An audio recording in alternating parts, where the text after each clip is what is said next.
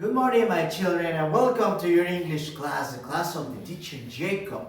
Today, my children, like I mentioned it on the previous video, we're going to start with the geometric shapes, okay? Now, for these two videos, starting with this one, we're going to have a review of some of the geometric shapes that we have been working since Kinder 1.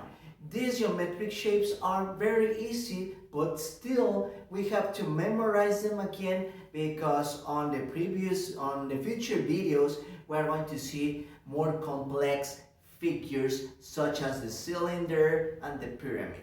But in order to get to that, we have to start with the simple geometric shapes, okay? Very good. So the first part of this review contains the lines, the curves, and two geometric shapes that, like I mentioned it before, we have been working with them since Kinder 1. So let's start with lines. We have three types of lines. The most common are the vertical line. The vertical line is basically when this line is standing, está de pie, okay? Very good. The second line is called horizontal line. The horizontal line is when we have our line but is sleepy, okay? Está acostada, is sleepy. And the inclined line is when this line is in this form. We call it the lazy line, la línea floja, because it's always in this form, siempre está recargada. Okay, very good. Please repeat after me.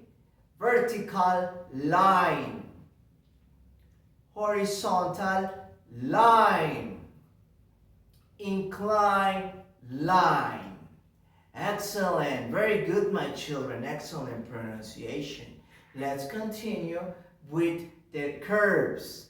Now, we have several forms for the curves, but the most common are three. The first one, the one that looks like the letter N in small form. Can you see it? Almost like a circle, but cut in half, cortado a la mitad. You see? Almost like a semicircle, you can say it, or a letter N in small form. The second curve, it's like the letter U in capital or small form. Once again, also looks like a semicircle.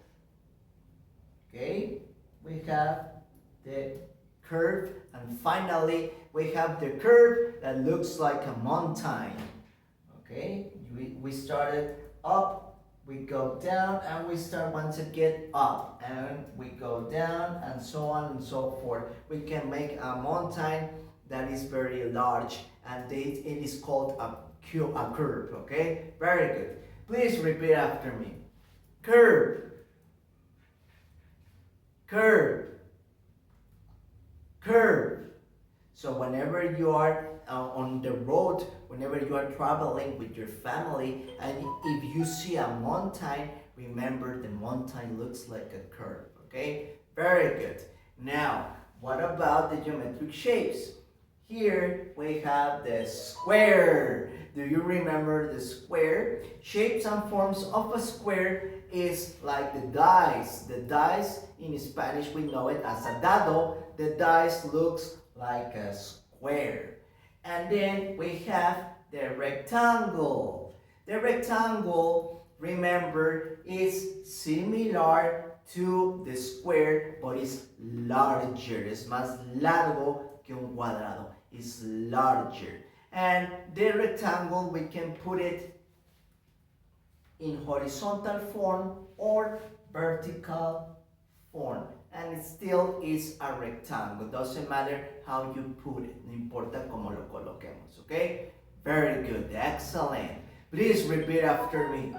Square, rectangle, and rectangle. It's the same image, but this is in vertical and this is in horizontal form.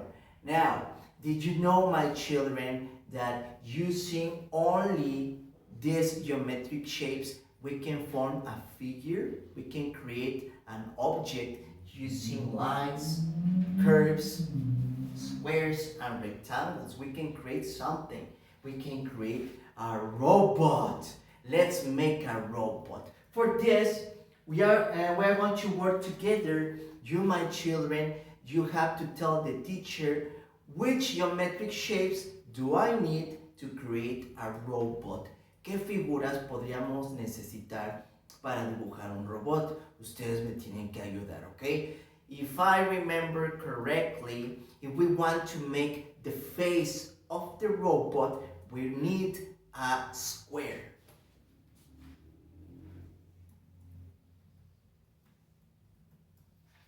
Okay, we have the face of the robot. What about the body of the robot? We need a rectangle.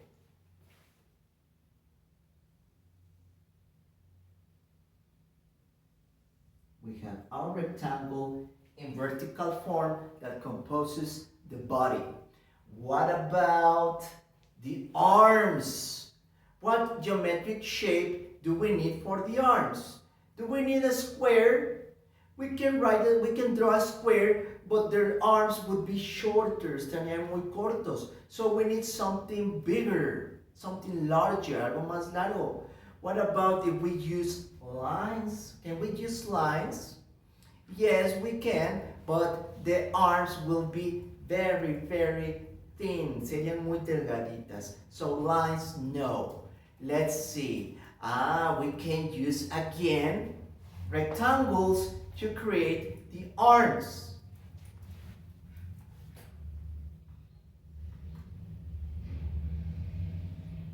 One rectangle in horizontal form, two rectangles. Excellent. Very good, my children. We are doing an excellent job.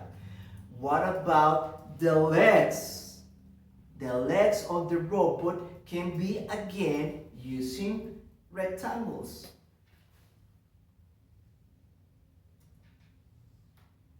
One rectangle in vertical form, two rectangles in vertical form.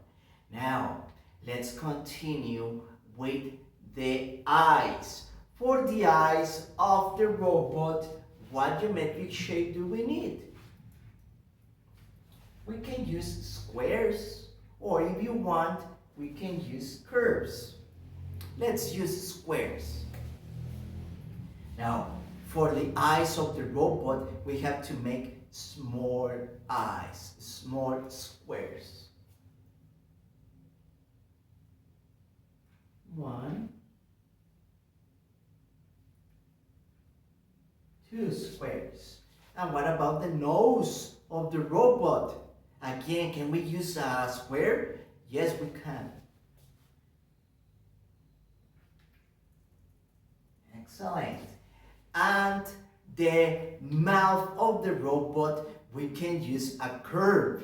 If we want a robot to be sad or to be happy, we want our robot to be happy. So let's use the U curve. You see?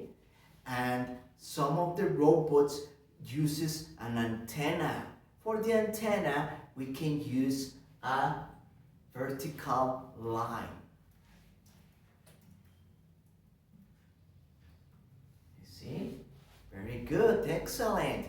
Now, if we want, we can put hands to our robot. For the hands, once again, we can use squares. One, two squares. And we have our robot. So this robot, you can practice it at home in a blank sheet of paper, en una hoja blanca. You can create your own robot and paint it or decorate it with the with the colors or material that you want. Con el material que ustedes puedan o podemos decorar. So, the activity of today, my children, appears right here. As you can see here, we have the geometric shapes that we explained it today on this topic. We have vertical lines, horizontal lines, inclined lines, we have curves, and we have the square and the rectangle. So what you have to do is you have to join the dots so the invisible geometric shapes appear visible, and once you have finished, you can paint them using your favorite colors. And if you want, you can create this robot at your house with your favorite materials. Okay, very good. So that's it for today, my children. I hope that you have an excellent day. As always, don't forget that teacher Jacob loves you very much. Take care. Goodbye.